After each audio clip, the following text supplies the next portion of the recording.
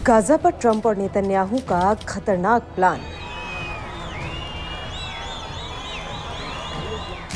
क्या वाकई में बनने वाला है ग्रेटर इजराइल?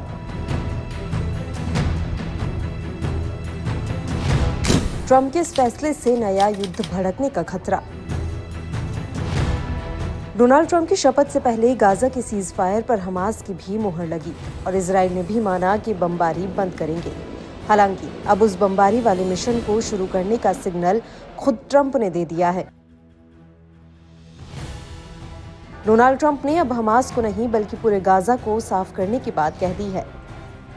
ट्रंप के सिग्नल को गाजा युद्ध पर उनका यू टर्न कहा जा रहा है। ऐसा यू टर्न जो पश्चिम एशिया में कभी खत्म ना होने वाले युद्ध की शुरुआत कर सकता है। डर यह है कि हमास और इजराइल के बीच बंधकों को लेकर डील फंस सकती है।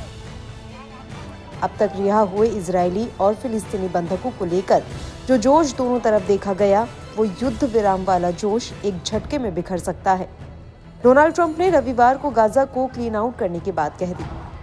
गाजा में युद्ध विराम लागू होने और राष्ट्रपति पद की शपथ लेने के बाद डोनाल्ड ट्रंप ने जॉर्डन के किंग अब्दुल्लाह बिन अल हुसैन और मिस्र के राष्ट्रपति अब्देल फतेह अल सीसी से बात की है।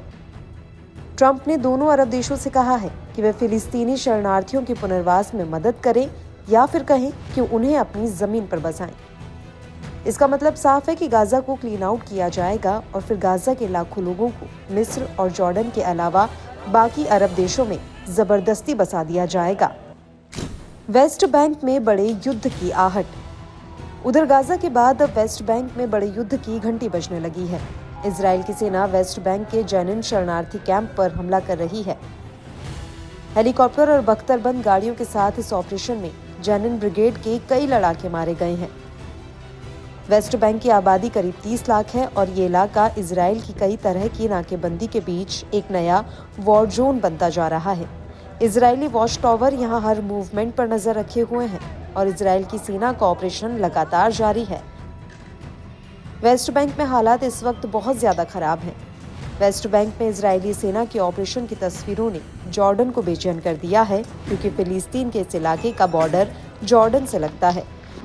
जॉर्डन ने इजराइल को आगाह कर दिया है कि गाजा के बाद वेस्ट बैंक में युद्ध बर्दाश्त नहीं किया जाएगा। ट्रंप के एजेंडे को अरब देश कैसे देख रहे? माना जा रहा है कि ट्रंप चाहते हैं कि फिलिस्तीनियों की पूरी आबादी गाजा से हटाकर अरब देशों में भेज दी जाए, यानी गाजा को पूरी तरह साफ कर दिया जाए। ट्रंप ने कहा कि गाजा में सब कुछ तबाह हो गया है, इसलिए वहां के लोगों के लिए अरब देशों में एक अलग जगह पर घर बनाने की जरूरत है, जहां वो सुकून से रह सके। ट्रंप ने इस प्लान को लागू करने के लिए मिस्र और जॉर्डन से मदद मांगी है, या फिर ये भी कह सकते हैं कि उन्हें ऑर्डर जारी कर दिया है। मिस्र और जॉर्डन पहले से ही अमेरिका के पक्के दोस्त हैं और इजराइल से भी दोनों देशों के राजनयिक संबंध हैं। गाजा युद्ध को लेकर भी वो इजराइल के खिलाफ आक्रामक नहीं रहे हैं। वैसे इजराइल अब नए युद्ध के लिए पूरी तरह तैयार भी हो रहा है, फिर चाहे उसके टारगेट पर ईरान हो, यमन हो या फिर उसका कोई और दुश्मन, क्योंकि डोनाल्ड ट्रंप ने इजराइल को 2000 पाउंड वाले बम सप्लाई करने को मंजूरी दे दी है। ये बात साफ है कि इजराइल को अमेरिका से हथियारों वाली मदद पर ब्रेक नहीं लगने जा रही।